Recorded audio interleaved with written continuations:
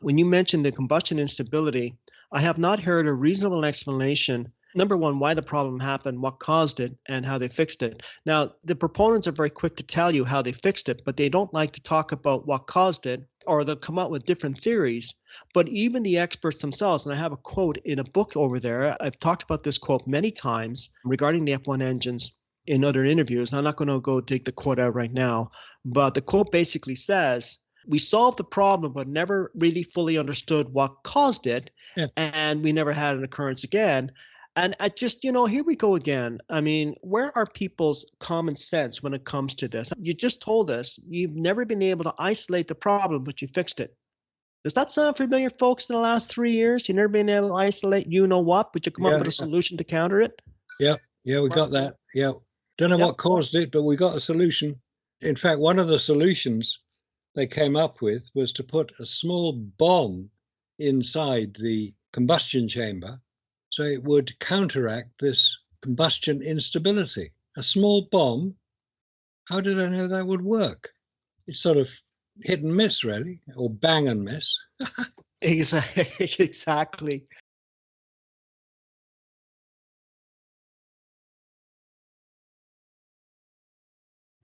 So we had this team of about 10 or 15, which represented the best brains that we had. I gave them a budget of up to $40 million, right? $40 million to solve that problem. Because if we didn't solve it, we would not have gone to the moon. It was impossible. It was that much of a risk. And Von Braun gave me complete support during that whole phase, and we had some tough times. We blew a lot of hardware apart. But it was interesting how they finally developed a solution to this thing. They never fully understood the combustion. We didn't have computers in those days, They were just starting to come online, and they were basically for payroll purposes. You had a card that you punched in and punched out. Computers weren't around. We had slide rules and even pocket calculators were barely coming on to be existing in our programs. We had a couple of smart guys on that committee we put together. One of them asked a question, and I wasn't in the meeting to find out which one said that, but he says, how come the V2 didn't have combustion instability? Von Braun's group developed the V2 in Germany in no time at all, and they didn't have combustion instability. Well, lo and behold, they had different propellant, okay? And then if you look at the design of the V2 engine, it's a semisphere, all right? And there are pockets of little rocket engines in that semisphere, and they burn, and then they interact with each other, and then the exhaust comes out the tail end of the rocket. Well, the F1 engine had a flat plate injector where we mixed oxidizer and fuel, and it was not the fuel that they used on the V2. So it was liquid oxygen and a form of kerosene, which was an available fuel because it was used in all of the jet airplanes of the time. So it was very readily available fuel. So we were using that, and we had a flat plate injector where we drilled holes of fuel and oxidizer so that the fuel and oxidizer would impinge on each other, and then we would ignite that. So we had a flame front that could go back and forth or twist around the way it so wanted, all right? That wasn't desirable, as it turned out. These smart guys who were on this ad hoc committee figured out, well, how come the V2 didn't have that? Well, they looked at the V2, and part of the problem was they had a semisphere for an injector, all right? And in that semisphere, they had all these little rocket engines that had their own little injectors and started their ignition. Well, there was no way we were going to be able to meet that mission to the moon if we were going to go that route and redesign that whole sphere where the combustion takes place. So someone said, well, I wonder if we could put baffles in there, just walls that would prevent this oscillation from going back and forth. And I said, yeah, let's give that a try. So they started looking at different designs of baffles that they could use, and sure enough, they came up with a configuration that seemed to work pretty well. And then the next question was, well, it worked this time, will it work the next time?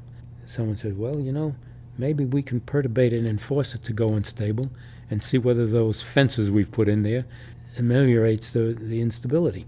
So they came up with a copper baffle configuration of about 13 compartments where fuel and oxidizer would mix and burn. Sure enough, that seemed to stop any of the oscillations. And then the next question was, yeah, but what happened on the 100th test if it suddenly goes unstable? So we had to figure out, well, how can we drive the thing deliberately unstable and see if it would attenuate? So we had a little bomb that we screwed right in the center of the injector, and as soon as we ignited the rocket engine, we ignited the bomb, it would go off, it would initiate instability, but the baffles immediately dampened it out. Okay? So, so that's how we solved that problem.